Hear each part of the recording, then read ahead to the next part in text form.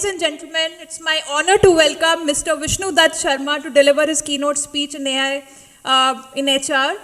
Vishnu works with Byju's as a global business head. He enjoys building and leading high-performance teams and impactful businesses at scale. He did his master's from IIM Bangalore and BE from Birla Institute of Technology. He has worked with Boston Consulting Group, Myntra, and few other organizations as well.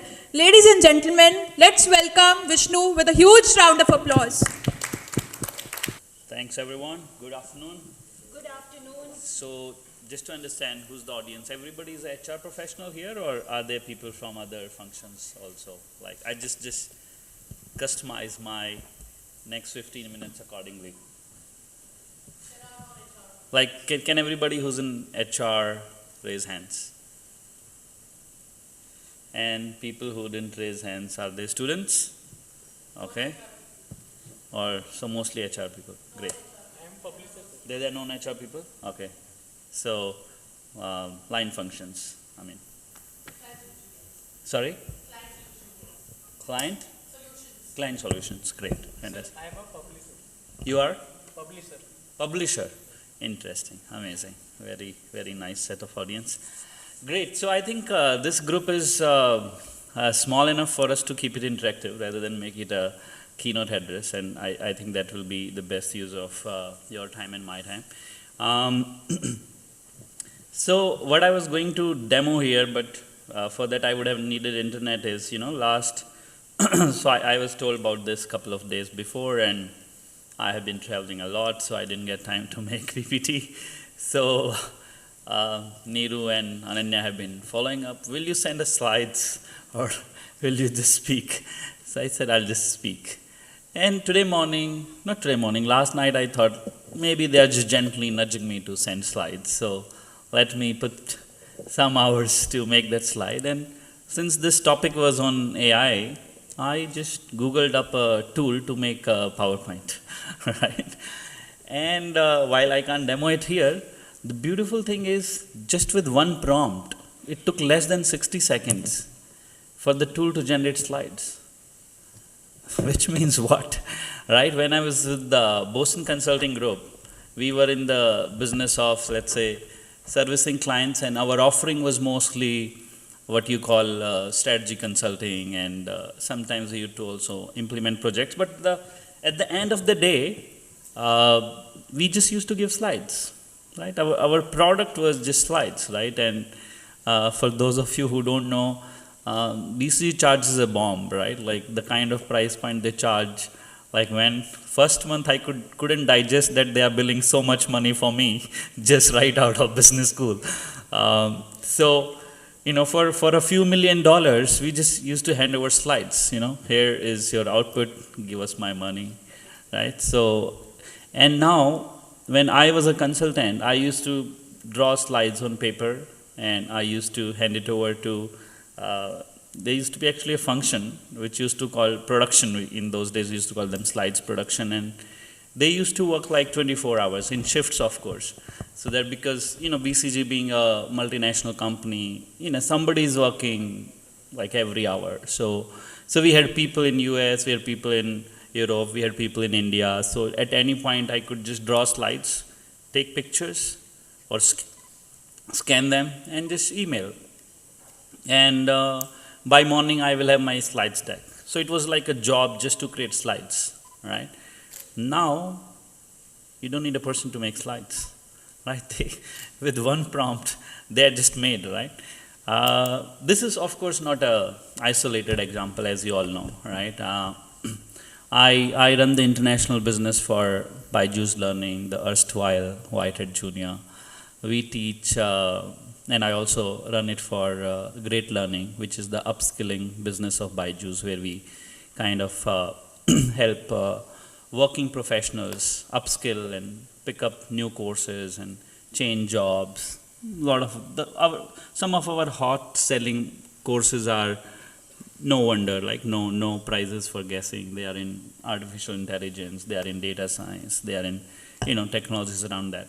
So that is the business I run. It's a combination of upskilling business for working professionals and the K-12 business where we teach coding, right? No wonder, like why coding is selling. Math, again, very important, and music also. In Latin America, we also sell English because, like India, everybody wants to learn English.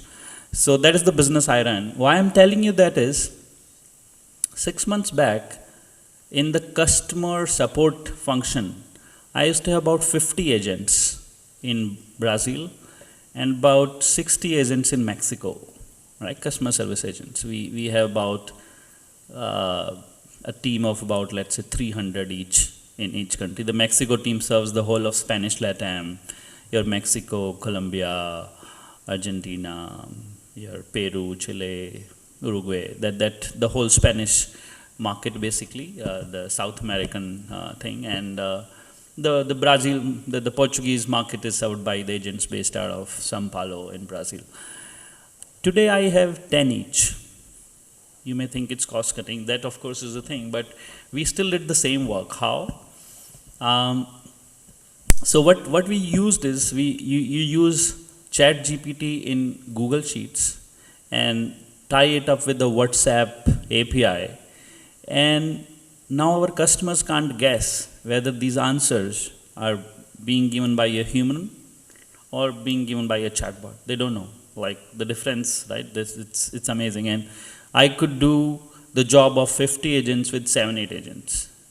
This is what we have done, right? I'm not giving any hypothetical examples, right? So for me, this is big deal. This happened within a month, right? And it did not need any very deep engineering talent for me to do this. Like, this is an ISB graduate with some background in software, but this is something anybody who can run Google Sheets, you can call a ChatGPT, is a function now that you can call in Google Sheets, most of you would know. And you need a little bit like a 7-line codes to tie up with the WhatsApp API and you're done. Like you don't need like engineers to do this. Like you and I can do this. Like business professionals can do this kind of automation today. Okay. So for me this is big deal, and like the most recent example that I gave is last night I just sat 5 minutes I had the PPT. I of course didn't use the PPT. This is something I created myself in 1 hour, but it was fairly good. Like I was very, very pleasantly surprised that this is now doable with just a single line prompt, right? So where does that lead us, right? That is probably what I think you guys have gathered to discuss, right? And what are the implications of that for HR business partners as professionals, and what are the implications of that for employees as they look forward to growing their careers, right? I think these are the two things that we can talk for next 10-15 minutes. Does that make sense? Yeah? Okay, great. So I think then this everybody knows. The discussion was amazing. What is artificial intelligence? I think examples, while I think we just discussed the examples in business, but I think there are several in non-business cases also, right? I mean, if you have friends in radiology, right, they would tell that, especially in the Western markets, it has already happened. It will happen in India also.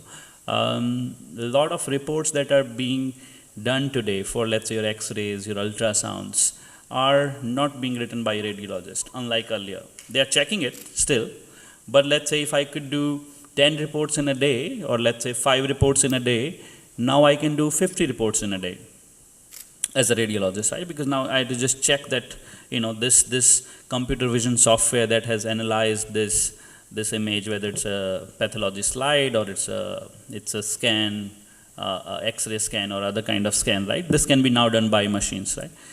Similarly, I think chatbots, you all know. Finance, I think a lot of functions in fraud detection now. I think last month European Union was discussing a legislation in which they were saying that you cannot use AI in sanctioning loans because you will perpetuate the bias of, let's say, certain social groups which have been historically disadvantaged. You will end up kind of discriminating against them, right? So that kind of legislation is being discussed. So, but in risk, in credit scoring, in kind of fraud detection, this is being used, right? I think everybody knows self-driving cars, and I guess everybody also knows commercial airplanes, right? I think autopilot, that AI has been being used for decades now, right? This is not new. Education, where I've spent last 6 years, is I think now we have hyper-personalized tutors who remember what mistake you made 3 days back, right? What kind of struggle you are having today. And if you have seen the latest bot from Khan Academy, Khan Migo, it's amazing, right? When I look at it, and we have developed something very similar in Byju's India business also. I sometimes think, at least for the knowledge purpose, purely for the knowledge purpose, you don't need a teacher anymore in schools. And I think if you extend that a little bit, if you think of the whole training function in organizations, right, which is basically create content and impart content, right, deliver that content. That, in fact, today is 100% automatable, right? So I think this is this, right? But I think before we try to peep into the future, right, what are we saying is what are the implications of this, right? Let's see the history of this a little bit, right? Because, like I said, like this autopilot of commercial airplanes, that has been going on for decades, right? And this is not the first time automation is happening in the history of mankind. It has been happening since, I would say now, almost 150, 200 years, right? The first automation, when it happened, we called it Industrial Revolution, right? That's what we studied. And what has happened, what has happened in last 100 years, if you look at, right? For me, if you go back, let's say 500 years, or 500 years, when did we, not even 500 years, 200 years, let's say, 1823, let's say, right? That's when, let's say, Bahadur Shah Jafar was alive in Delhi, right? I think the things he had access to, or the lifestyle, or the comfort and conveniences he had access to, most common people today would have access to better things than him. He was a royal. We are commoners. But we have better comfort and convenience, right? How has that happened? And all of this has happened in last 200 years, right? This is in the, whatever, probably I think the history of mankind is probably what, 70, 80,000. But a lot of it has changed in last 200 years, right? How has that happened?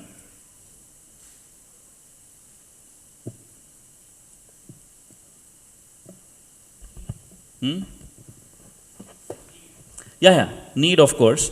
But what is the enabler, right?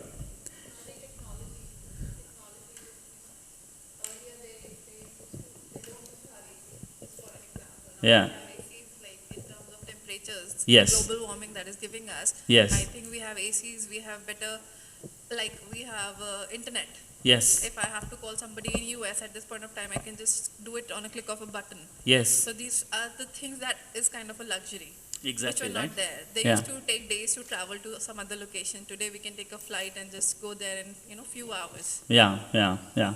So I think the very important thing, right? Like you said, you took 2-3 things, right? AC. A royal didn't have access to this, right? Even 50 years back, a lot of people, even in, let's say, normal middle class, upper middle class, also didn't have access to it. But if you see what has happened over time is that the cost of production per unit has come down. Does anybody remember the time when, like, these telecom calls used to be like 20 rupees per minute or something, right?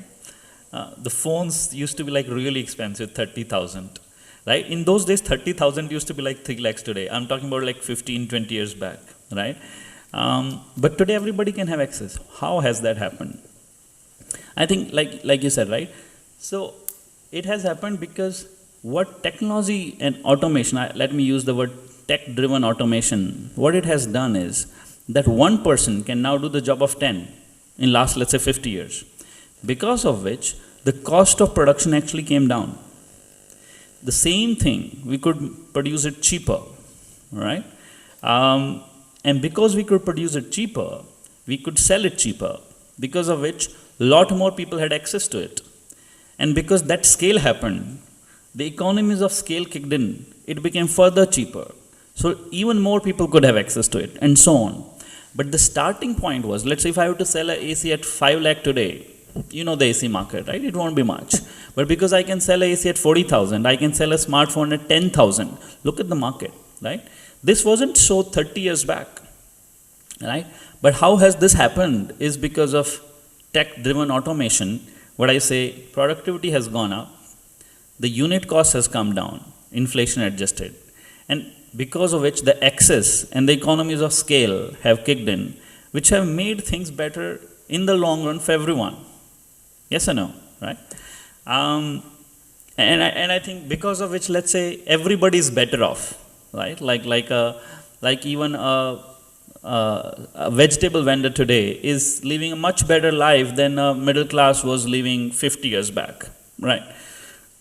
So in general, the economic well-being, it has increased in the society, right? The comfort and convenience and what you call lifestyle, that has improved because of all that. And a lot of things that we couldn't have imagined, let's say 50 years back, are possible today. Like, forget 50 years back, even 30 years back, right? And 30 years is a very small time in the if you look back, even for a human, right? Today, you can just pick your phone and talk to somebody on the other side of the hemisphere on video for free. This was not possible just 30 years back or even 20 years back, right? You were paying through your nose to talk to somebody in another country, right? And forget video, even audio was like prohibitively expensive, right? This has happened because a lot of automation has happened because of the cost of what nearly producing everything has come down, right? Just 10 years back, nobody would have imagined, right, that there can be, I can pick my phone and like pay. You don't need to like carry a wallet, right? You have phone-based payments, right? Because of internet and because of the penetration of smartphones and because of all of that, right? In fact, in most of the developed world, phone-based payments are not reality even today. This is very unique to India, and I think the way the tech-driven, like I think people in India have really embraced tech-driven automation, right? Across social classes, across professions, across economic classes. Yes or no, right? So because of this, what has happened? Things that we couldn't we couldn't think, we couldn't even imagine, right, have happened today. For the good, I mean, yes? So what is the takeaway, right? The takeaway for me is that in general, if I look back 100 years, before I try to project next 30 years, if I look back 100 years, because of tech-driven automation, the world has become better. Everybody is better off. Production cost is coming down. Prosperity is going up. You can debate about inequality and stuff, but in general, everybody is going up, right? I mean, you can all, we struggle when you think in months and years, but you think in decades. The trend is very positive, yes? So, yeah, and this I was thinking, right? This has become better not just for you and me, but for everybody, right? When you think from an organization's perspective, there are 4 participants. One is the capitalists, the shareholders, right? The owners, right? Or the organizations. What are they trying to do? We're trying to deliver something, some product or some service, and do it in a manner that is economically sustainable and also make some profits in the process, right? So so for the capitalists it has gone better because the profits have increased, right? That's why you have now trillion-dollar companies, right? For employees and producers who were on the right side of this change, right? Who rode this tech change, for them, of course, their income increased. We discussed it has definitely gotten better for the consumers, and people who also got impacted, let's say if you were if you were just chauffeuring a horse cart and you got replaced by automobile, as long as you learned how to drive automobile, you also did better than just running a horse cart, right? So I would say all of these 4 participants have gotten better off. But still, why is everybody freaking out? Because of AI, right? No less than Elon Musk is saying that, we should stop all AI research, right? There's some 60, 70 people signed a letter to government saying all AI research more advanced than ChatGPT should be immediately stopped, right? EU is talking legislation, right? I'm saying if automation has been good for us, why is everybody freaking out? What is new this time? What do you think? Sorry, let me not show you the answer. Sorry? Fear of unknown, okay. But fear of unknown was there earlier also. Privacy concerns, okay. Privacy concerns, I think your privacy went away the moment you signed up on Facebook and Insta. And That's what I meant, like ethics and privacy concerns because of that. Sorry? It's becoming excessive, so that's what I meant, like ethics Yes. and privacy concerns. Yes, yeah. No, you're right. I'm just trying to make a joke about it. You're right. But I'm saying that has been happening since 1990s, right? Because so much information, like Facebook knows more about you than you know about yourself, right? So, yeah, but yes, it is there. Anybody else? Why are people freaking out? Not people, like everybody freaking out. Like the capitalists are freaking out. The people who are, working, they are freaking out. Governments are freaking out. AI researchers are freaking out. Everybody's like, as if some catastrophe is upon us. I think it's more because, people have a fear that AI is taking over. Because if you see, 60 to 70% of the internet traffic is because of the chatbots right now. Human intervention has reduced. People have a fear that our jobs will go away. Like, we are all here to discuss the same thing, right? Yes. That, AI is taking over, whether there will be jobs or not. Yeah. We have jobs like prompt engineer for ChatGPT, which Yeah. were not there like a month back, like you Yes. said. So it's like, it's taking over. Yes, So yes. that's what I feel. Yeah, overwhelming, very overwhelming. Absolutely. Yeah. Yes. We are also scared of understanding what it is capable of. Interesting. We don't know. We don't know. We don't know the full capabilities, and the interesting thing is, today it is more capable than what it was yesterday. Like GPT-4 is 10 times more capable than GPT-3, which came just 4 months back. Like 4 months is nothing, right? But GPT, you look at GPT-3, I don't know how many of you played with GPT-3, but those of you who did, right, versus you look at GPT, tremendous, like it's exponential improvement in the capabilities and intelligence and contextual thinking and ability to remember things and then answer that. Yes, please. I feel the people are at different intelligence levels. Sorry, louder. I feel the people are at different intelligence levels, and it will benefit a certain intelligence level people, and that is when the others will be not benefited, and it can lead to unemployment, and it can lead to several other problems. Yes. So I feel That is an issue important. there I as think well. that's a very valid concern, because see, whenever change happens, it creates new opportunities, right? It creates winners and it also creates losers, right? Depends on which side of the change you are. Did you embrace change or did you resist it? Did you ride the wave or did you get crushed by the wave, right? So, and when something so powerful comes along, right? There is a valid fear that how will it change the existing setup, and where will I end up? Will I be on the winning side? Will I ride the wave, or will I get crushed by the wave? Right? Like, eventually the postal business, right, or whatever, the telegraph employees did lose their jobs, right, when the phone came, right? The people who had horse cart business did lose out if they did not buy automobiles, right? So in every wave of change, there are winners and losers, and so there is a little bit of anticipation of, hey, where will I end? Yes, important point. Anybody else?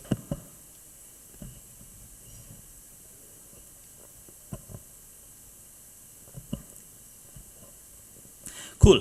So I think if we summarize all of this, right, then why this time is different is, see, historically if we see, we did not automate intelligence. You could, let's say you were plowing your field using a bullock and like a simple plow, we give you a tractor. So if earlier you could do plowing of 1 acre in a day, now you can plow 20 acres in a day, right? Earlier if you were like a job shop employee, like what happened in Industrial Revolution, how cars became cheaper, let's say the story of Ford and all of that, is we automated assembly lines, right? Earlier if you could, let's say, we could manufacture, let's say, 1 car per 10 employees. on the job shop. Now we can do 1,000 cars per 10 employees and so on in every industry, right? Like if you come, take a closer example of, let's say, white collar thing, I mean, consulting example comes to my mind, right? If you go back 20, 30 years, right? Consulting used to be done on those transparency slides, right? Used to have those transparency slides and project, and it used to take a lot of time to make those slides. Even before that, it used to be on chart papers. Client presentation used to happen on these huge chart papers, and somebody used to just make, right? I mean, to create one deck, it used to take like a week, right? Now you can create 5 decks in a day, or at least 1 deck in a day with PowerPoint, right? So the same person could do 10x better. Everything became more and, like faster and cheaper. The productivity of average person increased in any industry that you pick, right? But we never automated intelligence, right? In my mind, why this time is different is, for the first time, so historically we have thought intelligence is very unique to, specifically to human beings and generally to living beings, right? Even a dog is intelligent, little less intelligent than a human, but right, even a rat has a certain IQ and so on, right? Different animals have different IQ, but the human sits on the top of that IQ food chain, if I can say, right? That is why we dominate the planet, right? So we never automated intelligence, not because we didn't want to, because it was not possible.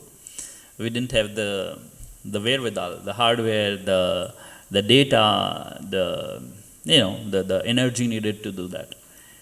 Now, for the first time, the hardware has come along.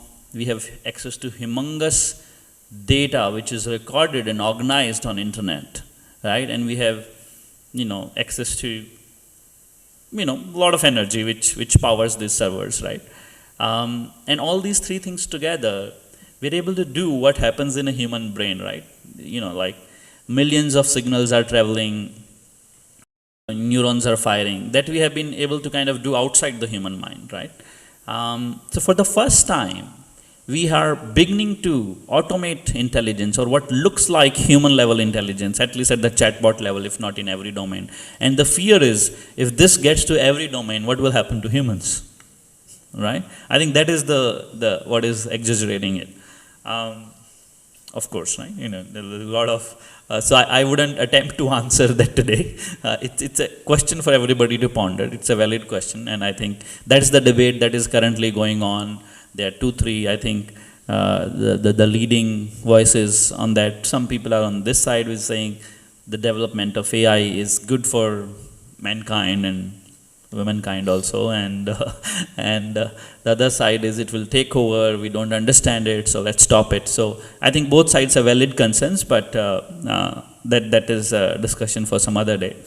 And I think what is happening new this time also is, earlier a lot of blue collar work got automated. Now we are also automating white collar work. Like this slide example that I gave. Like 60 seconds to create a deck, done. Same things you can do analytics pretty fast now, right? And so on, right? Like you can replace, like if you're a content creator, if you're a social media content creator or SEO content creator, and now though I can create content, just write a prompt and create content, right? And so on. Lot of jobs like that. If you are just a graphic designer, I can just go to, right? There's so many softwares now which can create graphics just by prompts, or video for that matter, or music. Forget music. Like just 1 year back in 2021, when money was flowing like water, thanks to VCs and PE funds, right? It was a struggle to hire a good engineer, right? Coder. I mean, most of you are from HR, and you would have done recruiting, right? How easy was it to hire a software developer? Huh? Yeah? Anybody has that experience of, you made an offer and nobody's joining because they have a 2x better offer? But this is the same right now also. Yeah. You give an offer and people do not turn up. It has at least become better. We have downsized our tech team by half, so I'm sure half of those people are in market. Yes. Vishnu, and just yesterday, I'm into poetry, okay? So Into poetry. poetry. Uh-huh. So there's this friend of mine who sent me a poem on LinkedIn. Huh. I was like, why did you do that? He says, just go through it and tell me what did you think about it. I said, I loved it, it's very nice. Huh. He said, I created a bot who wrote this poetry. I don't know what's going to happen to the poets and the... I mean, so imagine a bot writing poetry. Where else can Yeah, we go from here? bots are now creating music. Yeah, you can create music. Because music also has certain pattern to it, like mathematics, right? So anything that is predictable, anything that you can bind in an algorithm, forget algorithm, I think anything for which you have enough data, you can train a software, what you call neural networks on that, right? Bots are now able to write software code, right? Now I think we teach coding to kids, right? And the whole thing was the world is changing, everything is being touched by technology, your schools are not teaching coding, you do not want your kids to be left behind, right? So we are teaching them coding, enroll them with us, right? Now, even coding, I can just write coding, like I have softwares which can write code as long as I know what code to write, right? So I think that in my view, in next 5 years, right, the era of software coolies is also gone, which was like we say 1990s and 2000s, right? A lot of people in India made a career because the Infosys and the TCS and the Wipros and the HCLs of the world will take low-cost labor here, give them H-1B, take them to US, pay them whatever, let's say 60, 70,000 USD, charge the client them 180,000 or 200,000 USD, and that was the business model of software services company, right? Like, I think last 20, 30 years, it really helped our economy grow, right? People went to Europe, US, they sent money back home, some of them settled there, everybody benefited, right? And literally they were used to be referred as software coolies in US, right? I think now, if you can just write a code, I don't need you anymore, right? Because now I can write code just by a machine.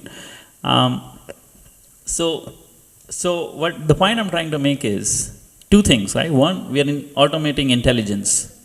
Second, this is not just about blue-collar automation. Now we are automating white-collar jobs. This is real, and this is happening right now, okay?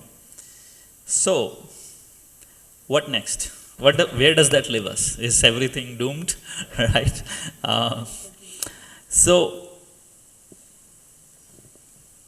See, all the examples I took, let's start with the software engineer. See, I can write a code using a software today, but I still need to tell it what code to write, right? So I still need to be able to say, hey, let's take a simple example. Let's say, hey, I want to design,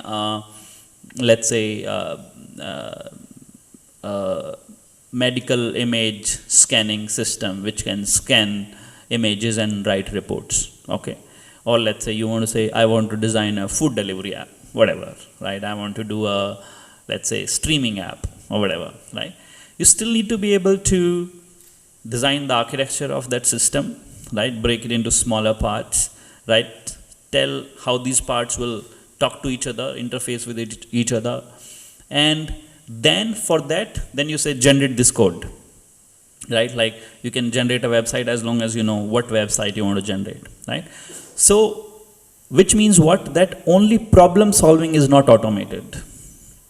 Anything that is repetitive is getting automated. So today, let's say if I have to design, let's say, food delivery app, if earlier it took, let's say if a Zomato or a Swiggy took maybe, I don't know, maybe 120 engineers to do it, today, if I start from scratch, I can do it with 20 engineers, not 150. Because a lot of the manual, the what is called, just the drudgery, the boring repetitive work of just writing code is gone, right? Now you can do it, right? Same for, let's say, if you're a social media, let's say, strategist, for example, right? What were you doing? You were making, let's say, timeline of, hey, next 6 months, this is my content strategy, this is my audience, this is how I'll target, this is how my event-based marketing will happen, and then you will generate content for that. You will generate visual content, which will be, let's say, some graphics, some videos, some text, and post it. Now, the last part is automated, but the part of strategizing, thinking, who's my customer, what message I need to have, right? What is my consumer insight? What kind of content will work, not work? That part is not automated, right? Which means what? Let's just stick to only these two examples. Is now I can do more with less people, right? Because the boring part of work is getting automated very quickly, right?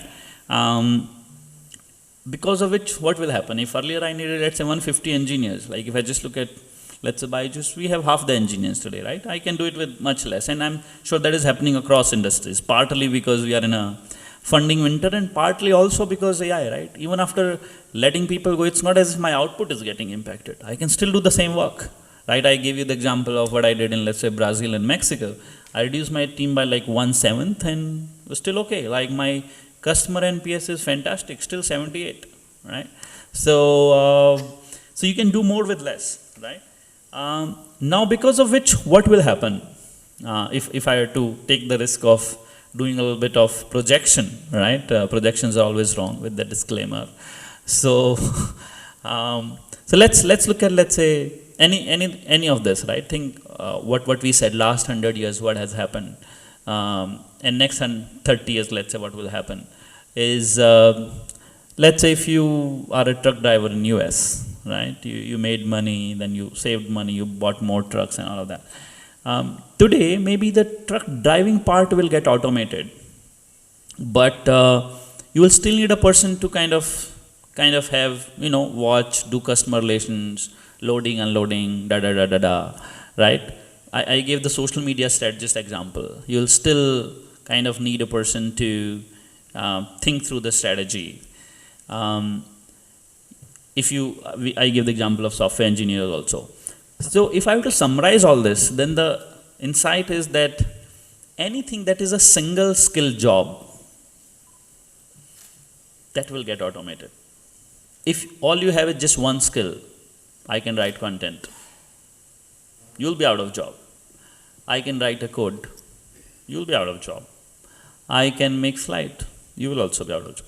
So if your job, if what you do can be described in one line, it's a single skill thing, then it will most likely get automated. But if you can do multiple things, right? If you're multi-skilled, then you'll be okay. Like I said, right? If you're a software engineer, you can also do architecture design.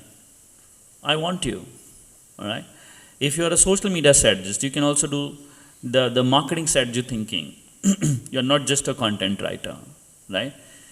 And then you can generate content through that. I need you. And so on, you can just go on taking examples.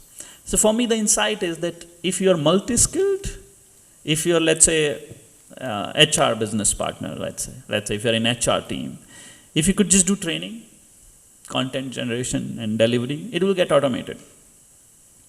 But if you can also understand that, this person here, what are this person's needs versus that, how do they learn better, all of that, right? If you can do that kind of hyper-personalization with a little bit of understanding of human emotion, that, how do people perform better, you will do well, right? So I think if you're a single skill person, then you will have to do two things. Reskill, learn something, like let's say if you're a horse cart driver, chauffeur, and automobiles came along, you will have to learn how to drive a car. So you will have to undergo that reskilling. In some cases, you'll have to upskill. If you're a content writer, you'll also have to understand your marketing strategy. If you're a software designer, you also have to understand, let's say, my architecture design. You have to understand other parts of, let's say, what is DevOps and all of that. If you're just a backend, you also learn a little bit of a front end and all of that. So I say some people will have to reskill because some things will definitely get automated. Some people will have to upskill, and as a result, if most people become multi-skilled, then they will be doing quite okay. And because of that, what happened in last 100 years will happen again. The cost of production will further come down. What is not accessible today will become accessible tomorrow for a lot of people. We took examples of smartphones, AC, a lot of things, right?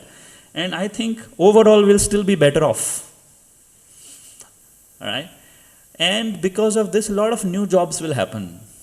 And it's not as if it hasn't happened before, like we said, right? This job prompt engineer didn't exist 2 months back, it is today.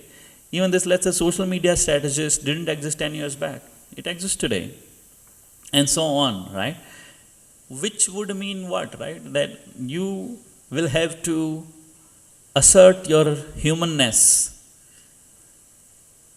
every year, every month, right? What I mean by that is the ability, what really makes us a human is that we can adapt, we can change, and we can learn, right?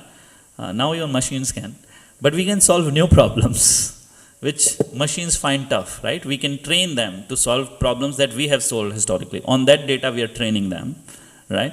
But as long as you assert your intelligence, which is an essential human characteristic, right?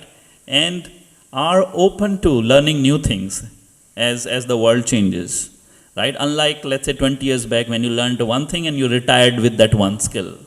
I think that era is gone. Probably it was gone 10 years back, right? Now, whatever profession you are in, right, you will have to, I think, continue to use your intelligence, and as like always, right, change creates new opportunities. There will be some losers, there will be some winners. Which side you are on depends on how you decide to conduct yourself. If I can use this term, right, I think what happened in the 1800s, we called it Industrial Revolution. Then there was Information Revolution in 1919s with the advent of Internet. I think what is happening now is everybody will end up becoming more intelligent without really working hard that much, right? Now anybody who understands how to multiply their intelligence using this new tech that has come along, I think as long as you are open to that kind of thing, that let me multiply my intelligence, I think you will do well. And with that, thank you so much for being a great audience. Thank you, Vishnu. We can take one or two questions from the audience due to paucity of time. Anyone who has questions from Vishnu? Maybe we can just take one or two questions from the audience. Hi Vishnu, must appreciate a great session. Thank you for the insights. So my question to you is representing Byju's. So you are an EdTech company. So typically EdTech, as I see as an outsider, okay, also has its limitation. In fact, how much can you actually use AI or ML or the technology to teach people? So what's the next stage of EdTech companies? Okay, so let's say, for example, we are in stage 1, stage 2, or I don't know what stage you would be. So what could be the next revolution in the EdTech companies is something that I want to know from you. Thanks. Interesting question, right? And I would say, while you ask the question about EdTech, but this will be for everything, right? For me, this is like advent of electricity, right? Let's say you earlier had hand-driven fans, right? Now you have electricity fans, right? You had like, now you put electricity into everything, literally, right? You had, let's say, that centrifuge machine which used to operate with hands to get butter out of milk. Now you put a motor, electricity in it. So I think AI that way will be put into everything, and EdTech being no exception that way. And I think what will happen is, what we discussed is hyper-personalization. It can remember what this person doesn't know, where this student is getting stuck.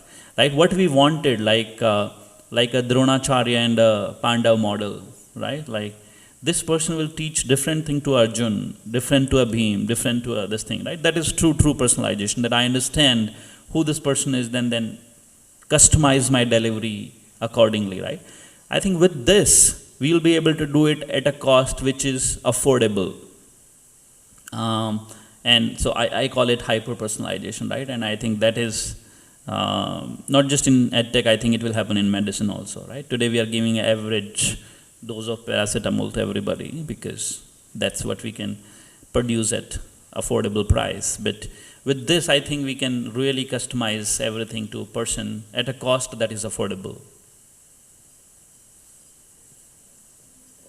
Okay. Can I?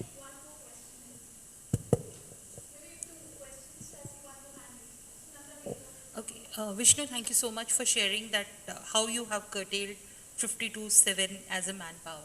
Now, the productivity, I believe it's the same. Now, how do you see that the rest of the 43 would have survived in your company if AI would have not intervened? Or what should they would have done that they should have survived so that when you are curtailing from 50 to 7, these 43 could have been used in the organization? This is a question from all the HR people because obviously taking our people out or retrenching is a negative impact on the brand of the organization as a person also. Yeah. Interesting, right? Very difficult question. See, as a HR or business professional, you will have to come to a acceptance of truth, which is you can't control everything all the time. You can do, you can try to do what you can do, and there are things that are outside your control, right? So what is outside your control? Sometimes, let's say you are in a situation where you will have to do some, cost reduction. But to the things that are in your control, right? I think we discussed that, right? Like in a company which can afford, right? Like we didn't have to let go of these people. I took them from ops function, right? Some of them are willing to work in, let's say, some other thing, right? Like some of them were willing to do teacher recruitment for us, all right? Let's say if you are growing, let's say we were growing in Spanish Latam, I didn't need to hire more teacher recruitment people, right? I didn't need to, let's say some of these people were willing to work for us in like BTL marketing, right? So we could push that. Some of these people, let's say we have seen people, somebody who was let's say we now need few trainers, but we needed, let's say, people in sales, right? So what I'm saying is there will be people who will be willing to reskill. The best as HR, what you can do is you create those programs, you create that environment where there is support for people to be reskilled. And second thing is, and this is really important, right? And I think this, in my view, separates the great HR professionals from the also-rans, is some HR folks I see are very closely integrated with business, like they really understand the P&L, right? And those they see things coming because they're talking to their line functions daily, their understanding of the business is deep, right? So if you were to think about them when I come and tell you, you know what, I don't need these 40 people, it's too late. But as a really intelligent HR professional, if you can see it coming because you're so deeply integrated into business, then you can do a lot of things, right? Because with time, you can do a lot of things, right? You can do what we discussed here, right? The reskill, upskill, multi-skill. But that needs time, right? I can't say, hey, I have to reduce 50 people tomorrow and then today you say, how do I reskill them? That's too late. You will have to think about it 4 months before, right? And for that, you need to have really deep understanding of business. How will your business look like 6 months from now, or 3 months from now, or 10 months from now? And second is, of course, you need to be very well integrated with the line function. Thank you. Yes. So, my question is somewhat beyond AI. It includes VR, it includes augmented reality as well. So, amidst a constant debate between remote and hybrid work model, do you see Metaverse solving this problem? And what are the challenges you see? What do you feel? How practical is it? Okay, there is. So I think it's a very different answer depending on what business you are running. Let's say if you're running an automobile plant, how can you work remotely, right? Versus if you are if you're running a crypto business, you can probably run it remotely, right? If you are like I see that I'm okay letting some of my AI developers or engineers work remotely because I can measure their output, right? But let's say in some other functions you need a little bit, let's say in your sales team, where I see if a sales VP stands and charges up his team, for that it's difficult to do that on Zoom, right? You need like a little bit of a human touch, a little bit of energy transfer. Like if this thing was happening on a Zoom, probably you'll say, "Acha, chalo, chai kahan pe hai?" You know. So, and so I would say that answer is, there is no generic answer to that. It's a very complex question. So it very really depends on the business you are in. Yes, so it was mostly around if virtual reality, that is, for an example, metaverse, can replace the physical domain we are operating in. I don't think so. When it comes to I corporate. think just like AI, how AI will transform jobs, it will not replace jobs. It will make everybody better off, smarter, for people who are willing to use it. I think VR will do the same. I think while it's a different topic altogether, but I think in my personal view, in AR and VR race, AR will win, not VR. Even there, AR will augment what you can do. It will not replace it. It's impossible to replace it. Yeah. Thank you. Pleasure. Great. Thanks everyone. Gaining knowledge is wisdom and sharing is humanity. Thank you so much, Vishnu, for sharing your insights with us. Let's do a huge round of applause for him once again. And as a token of our appreciation, we would like to give you a memento. May I please request Ms. Sunanda Rao to come forward to do the honors?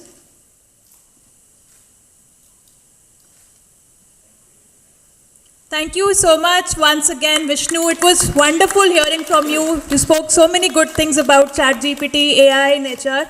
It was a great, learning to hear from you.